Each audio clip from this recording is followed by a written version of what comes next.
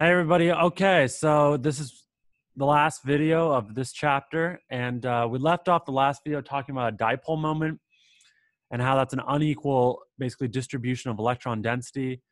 We gave the example of hydrogen fluoride or hydrofluoric acid, where the fluorine is way more electronegative to the hydrogen, and so we have a dipole moment where the electron density is oriented towards the fluorine because it's winning the tug of war.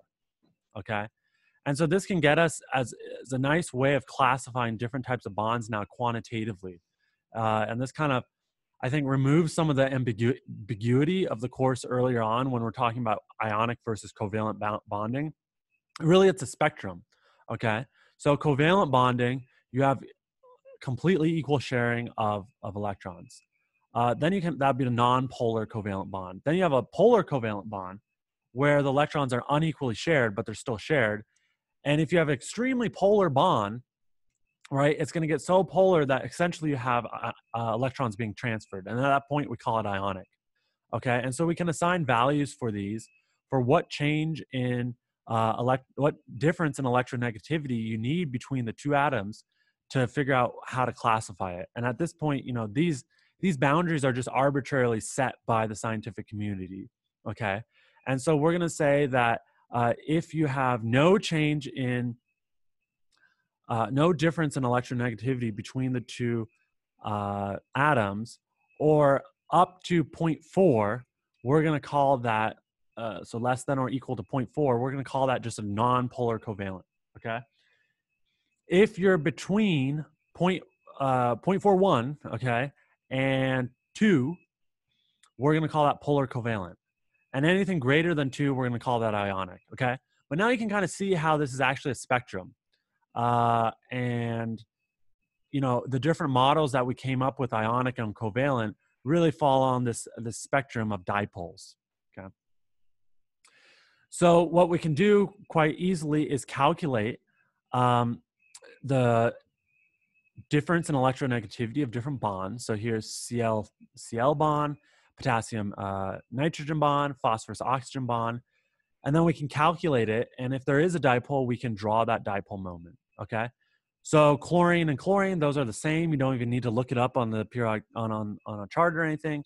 That's going to be a difference in electronegativity of 0. There's going to be no dipole, and it's totally non-polar covalent. Potassium and nitrogen, if you look it up on the previous chart here, nitrogen is 3, potassium is 0.8. So 3 minus 0.8 is 2.2, and lo and behold, it's 2.2. And this is pretty cool. That's greater than 2. That means it's ionic. And so now, quantitatively speaking, we're able to say that this is an ionic bond. Qualitatively, right, in the beginning of the course when we were learning naming, we said, oh, we have a metal and a non-metal. It must be ionic. But now we know why. Now we know why. It's the difference in electronegativity. It's such an extreme tug-of-war that you end up with an ionic compound, okay? Here would be the dipole, would be pointing towards the non-metal, the nitrogen, because that's more electronegative. Phosphorus and oxygen, you go on the periodic table I showed you on the previous chart, you're going to get a difference in electronegativity of 1.4. That is between 0.4 and 2, so we would call that a polar covalent. And that kind of makes sense. Well, it's still non-metal, but there's a significant difference in electronegativity. The oxygen is more electronegative.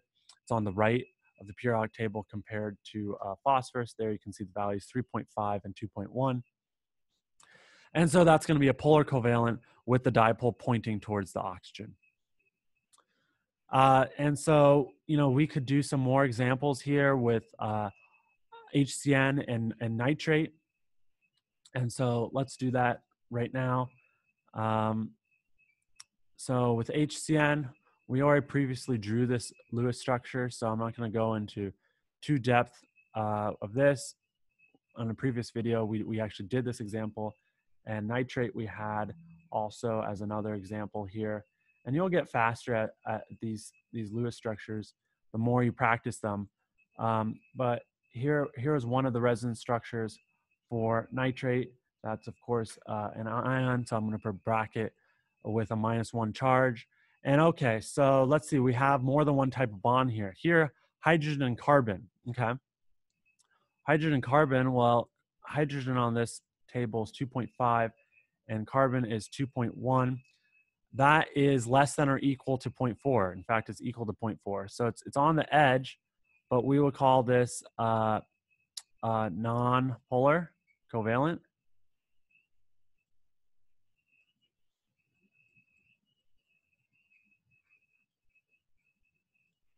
Okay. And so I'm not going to draw any dipole there. Carbon and nitrogen, what about that? Well, that's 3 minus 3.0 minus 2.5. So that's 0.5. That's close, but it's polar covalent. And so we can draw a polar covalent bond right there. So that would be polar covalent because it's in between 0.4 and 2. Okay, so that's that one. So nitrogen and oxygen here for nitrate. Well, oxygen is 3.5 and nitrogen is 3.0.